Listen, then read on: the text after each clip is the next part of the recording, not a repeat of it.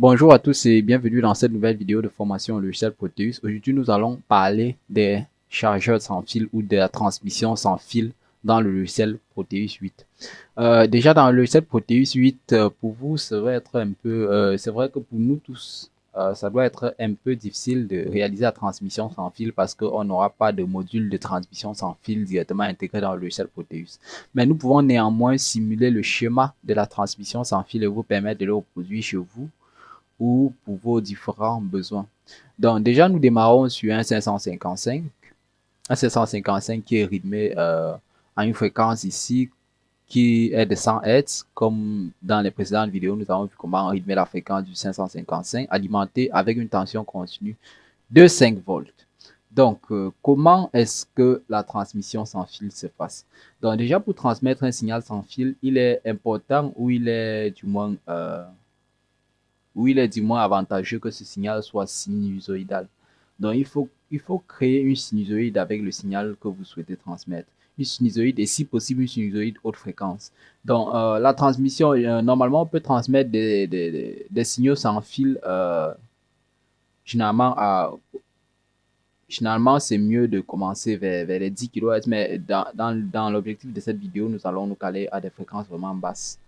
Généralement, les modules de transmission sans fil transmettent sur des fréquences généralement au-delà de 20 kHz. Donc, ils transmettent au-delà des fréquences audibles. Mais pour le cas de cette vidéo, nous allons expliquer le principe et vous pourrez fabriquer vous-même votre module de transmission sans fil. Donc, dans la dernière vidéo, nous avons vu comment transformer une onde carrée en onde sinusoïdale. Ceci est valable parce que vu que la fréquence de notre oscillateur est de 100 Hz, nous devons dimensionner dans le circuit LC pour que leur fréquence de résonance, parce que la fréquence de résonance est F0 égale à 1 sur 2 pi racine de LC. Donc, nous devons donc dimensionner cette fréquence de résonance-là pour que ce couple LC ait une fréquence proche de notre fréquence d'oscillation. Quand la fréquence de ce couple LC est proche de la fréquence d'oscillation, le signal obtenu en sortie de notre transformateur d'onde est un signal sinusoïdal. Donc, je vous fais voir, comme on a vu dans une précédente vidéo, c'est vrai que ça, c'est un rappel, mais c'est important pour les transmissions sans fil, vous allez comprendre. Donc, vous voyez, là, nous tombons sur un signal sinusoïdal. Donc, nous tombons sur un signal parfaitement sinusoïdal. Et donc, vous allez me demander comment est-ce que la transmission sans fil s'effectue effectivement. Donc, ce signal sinusoïdal à haute fréquence, parce que là, nous avons utilisé une basse fréquence pour les besoins de la vidéo. Oui. Donc, à haute fréquence, chez vous, vous allez dimensionner notre oscillateur pour qu'il puisse sortir une fréquence d'au moins donc de plus de 20 kHz pour être hors de l'audible. Oui. Donc, ça, c'est juste pour être hors des fréquences audibles par l'homme. Donc, vous dimensionnez cet oscillateur-ci pour qu'il soit supérieur à 20 kHz, pour que sa fréquence soit supérieure à 20 kHz. Et vous dimensionnez également l'inductance et la capacité en fonction de la formule F égale à 1 sur 2 racines de LC pour que ce couple-ci soit à fréquence de notre oscillateur qui sera, bien sûr, vous aurez choisi plus de 20 kHz. Donc, quand vous aurez fait cela, la fréquence obtenue en sortie, le signal obtenu en sortie sera un signal sinusoïdal cette fois-ci, mais plutôt à fréquence de 20 kHz. Je vous laisse faire. Vous pouvez également le faire à basse fréquence, ça ne dérangera pas, ça transmettra le signal, juste la portée du signal transmis sera courte, c'est tout. Stop. Donc là, dès que vous avez oscillé le signal, vous devez le faire passer dans l'inductance, cette inductance-ci, qui est notre inductance d'oscillation. Et vu que un transformateur, c'est une inductance, ou bien une inductance, c'est un transformateur, donc une inductance bien utilisée peut être utilisée en transformateur. Donc cette inductance-ci, on peut y adjoindre un noyau de fer pour booster l'aimantation, pour booster bien sûr l'émission, bien sûr. Donc, pour le circuit de réception, comment ça va se passer? Donc, le circuit de réception, ce sera un circuit comme celui-ci. Vu que vous désirez transmettre un signal de 5 volts DC, vous allez donc transmettre le signal primaire, qui est un signal à la sortie ici, qui est déjà sinusoïdal. Donc, supposons, parce que le transformateur ici va jouer un peu le rôle de transmission sans fil, vu que nous n'avons pas de module de transmission sans fil dans Proteus. Donc, ici, on va supposer que notre transformateur joue un rôle de transmission sans fil. Parce que vu, c'est bien son cas, vous voyez, il n'y a pas de contact entre primaire et secondaire. Donc, pratiquement, ce que vous allez faire, c'est que dès que vous aurez obtenu la bobine L1, vous allez fabriquer une bobine L2 d'inductance similaire à la bobine L1 et que vous allez les placer à proximité. Et dès que vous allez les placer à proximité, la bobine L1 va émettre un champ magnétique dans l'air parce qu'à haute fréquence, il va émettre un champ magnétique pulsé aux ondes. Peut-être, je suppose ici, nous sommes à 100 Hz, pulsé à 100 Hz pour notre cas ici. Pour votre cas, peut-être pulsé à 20 kHz, 30 kHz, selon votre besoin. Et ce champ magnétique pulsé, récupéré par une seconde bobine, parce qu'il faudra une seconde bobine ici. Oui, il faudra une seconde bobine, votre bobine de réception, bien sûr. C'est comme ça que fonctionnent les chargeurs sans fil. Ce signal récupéré donc par la bobine de réception sera retransformé en tension, mais cette tension étant cette fois-ci également pulsée à notre fréquence de départ. Plus vous êtes proche de la bobine d'émission, plus vous recevez de signal. Donc, c'est exactement le rôle qu'a notre transformateur ici. Nous supposons notre transformateur peut être considéré comme une bobine. La bobine primaire du transformateur peut être considérée comme notre bobine d'oscillation quand on va appliquer le signal alternatif dessus. Et notre bobine secondaire du transformateur doit être comme notre bobine de réception ou notre bobine de captage du signal. Cette bobine, plus elle est proche de la bobine d'émission, donc plus elle est proche de la bobine d'émission, comme dans ce cas-ci, plus le signal reçu en sortie sera fort. Et vous pouvez juste effectuer un redressement et un filtrage obtenu en sortie et vous aurez votre module de transmission sans fil. C'est aussi simple que ça. Il n'y a vraiment rien de compliqué dans les chargeurs sans fil. Il suffit juste, tout ce qui est compliqué dans les chargeurs sans fil, c'est de comprendre le système LC. Dès que vous avez compris le système LC, vous pouvez fabriquer, dimensionner votre propre chargeur sans fil à vos besoins et à votre puissance désirée.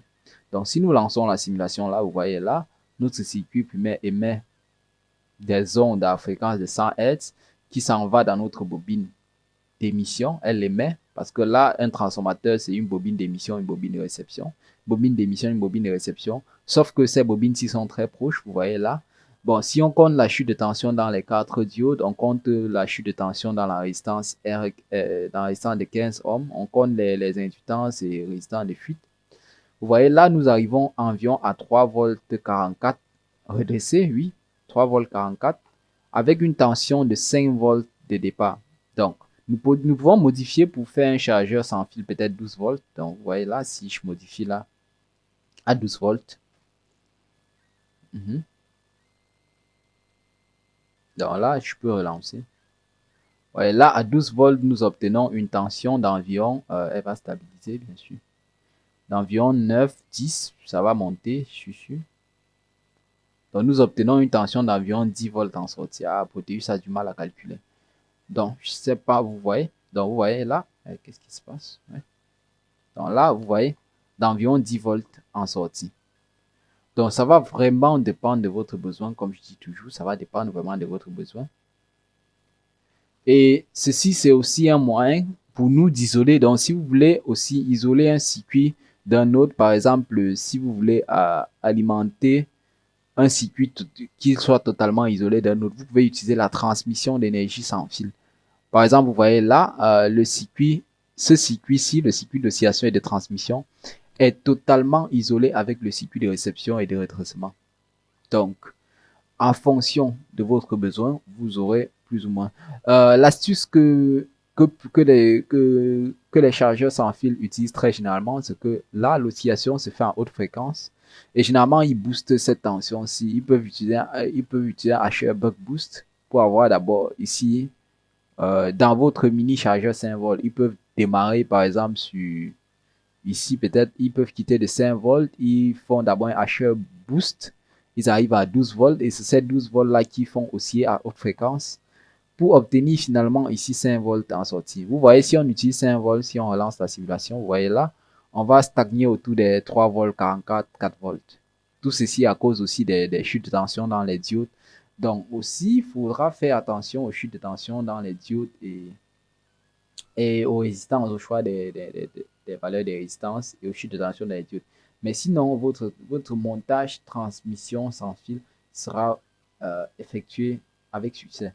Donc, généralement, les montages de transmission sans fil se font sur batterie. Parce que déjà que si vous avez déjà une tension secteur, ce sera rare de vouloir une transmission sans fil direct de la tension secteur. Mais si tel est le cas, vous pouvez juste remplacer notre batterie par les différents schémas d'alimentation disponibles sur la chaîne. Il y en a plusieurs. Il y a des schémas d'alimentation symétriques, schémas d'alimentation à découpage, d'alimentation non symétrique, d'alimentation linéaire. Donc, il y a plusieurs schémas. Il y a même des schémas d'alimentation buck boost partant d'un schéma d'une batterie DC. Donc, vous pouvez trouver plusieurs schémas, mais il est rare de vouloir quitter d'une tension secteur à transmettre sans fil. Mais si tel est le cas, utilisez, comme j'ai dit, une alimentation à découpage ou une alimentation buck ou une alimentation boost ou linéaire, comme on a dit. Donc, partant de cette batterie-ci, nous avons réalisé l'oscillation par un oscillateur à 555. Je répète encore que l'oscillateur à 555 ici, c'est pour des fins de simulation que nous l'utilisons dans le logiciel Proteus. Oui. Pratiquement, si vous voulez débiter une plus grande puissance ici, vous allez devoir utiliser par exemple les MOSFET, comme on a vu, utiliser un couple de transistors MOSFET pour booster la puissance peut-être et faire transmettre plutôt 48 volts par exemple. Si le 555 ne supporte pas 48 volts, vous pouvez créer un pont en H à transistor MOSFET pour transiter une plus grande puissance.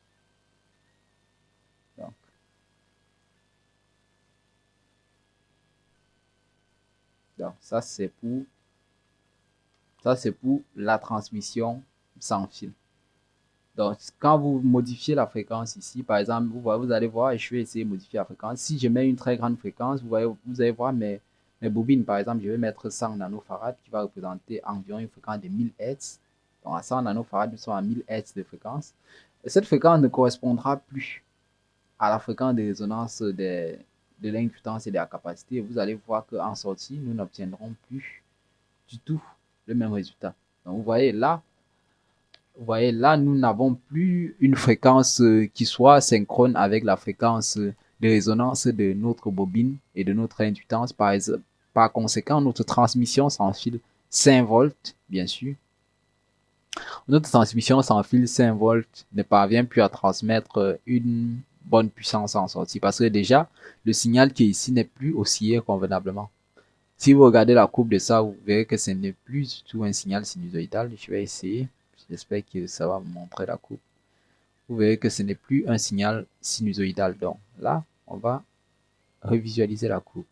Ouais, ce point-ci. Là, vous voyez, là, on a même du mal à visualiser. Donc. Ah, c'est en parallèle avec la bobine primaire. Donc, visualiser sera difficile parce que la bobine primaire a tendance à créer soit un court-circuit pendant chaque alternance. Donc, vous voyez là, si on ne doit pas visualiser, on l'enlève. Donc, vous voyez là, vraiment, c'est vraiment limite. Et si nous baissons trop la fréquence, si nous mettons par exemple, on est à 1 micro, si nous mettons 10 micros, oui, 10 micros, ça c'est pour obtenir une fréquence de combien? 10 micros, c'est une fréquence de, je crois, 10 Hz. Oui, 10 micros, c'est une fréquence de 10 Hz. Si nous mettons une fréquence de 10 Hz, vous allez voir. Vous voyez, jusque là, on parvient quand même à transmettre quelque chose. C'est un peu léger, mais on parvient quand même à transmettre quelque chose. Vous voyez là, on parvient à transmettre 1 volt. Ça, c'est parce que la fréquence d'émission ici n'est pas vraiment la fréquence de résonance. Donc, faites très attention à ce phénomène de résonance. Dès que vous avez trouvé la bonne fréquence de résonance pour votre circuit d'oscillation et votre circuit d'émission LC, votre chargeur sans fil est désormais terminé. Parce que si c'est pour l'alimentation 5 volts, vous avez une batterie. Les résistances potentiomètres, ça c'est pour modifier le rapport cyclique. Vraiment, c'est pas le plus urgent dans ce cas de figure-ci. Donc, vraiment, faites des calculs si vous avez du temps. Si vous avez du temps, faites des calculs. Si vous n'avez pas du temps, cherchez une documentation qui va tout vous résumer. C'est toujours possible. Il y a plusieurs travaux qui ont été faits dans la transmission sans fil. C'est pourquoi de nombreux chargeurs existent en transmission sans fil. Et c'est même cette transmission sans fil qui est utilisée dans des plaques à induction pour la cuisson électronique ou la cuisson électrique, on va dire comme ça. Donc là, si je reviens là, je remets notre fréquence, vous allez voir un micro. Ouais, là, nous remontons rapidement parce que c'est un micro là correspond assez proche de notre fréquence de résonance. Donc vraiment, travailler cette notion de résonance et réaliser des chargeurs sans fil. Vous voyez là, transmettre ou ne pas transmettre une plus forte tension ne revient juste qu'à soit placer une plus grande tension en entrée, soit bien sûr changer le rapport de transformation de notre couple de spi. Donc, comme je disais, plus vous serez proche de la bobine d'émission, plus vous transmettrez d'énergie. Plus vous serez loin, ou moins vous transmettrez d'énergie. Par exemple, comme tout à l'heure, on a fait changer la fréquence. Donc là, si vous êtes très loin, vous allez obtenir de moins en moins d'amplitude. Donc là, l'atténuation va se faire ressentir. Donc, l'effet d'éloignement, c'est vrai, on ne peut pas avoir ça dans Proteus, mais pratiquement, vous aurez l'effet d'éloignement. Ce montage-ci marche, vous pouvez faire des tests avec. Donc là, je précise encore que ça, c'est une bobine à part et ça, c'est une bobine à part et elles peuvent être séparées, éloignées ou rapprochées. Mais vu que dans Proteus, nous n'avons pas ce style de bobine, nous ne pouvons que simuler avec un transformateur qui se rapproche plus de cette configuration-là. Donc, faites des essais, faites des tests et dimensionnez bien votre fréquence. Donc, si jusqu'ici la vidéo vous a plu, sachez que ça, c'est un montage de transmission sans fil pour une transmission 5 volts. Vous pouvez l'essayer chez vous. Ce montage fonctionne très bien. Je vous dis à très bientôt pour une nouvelle vidéo.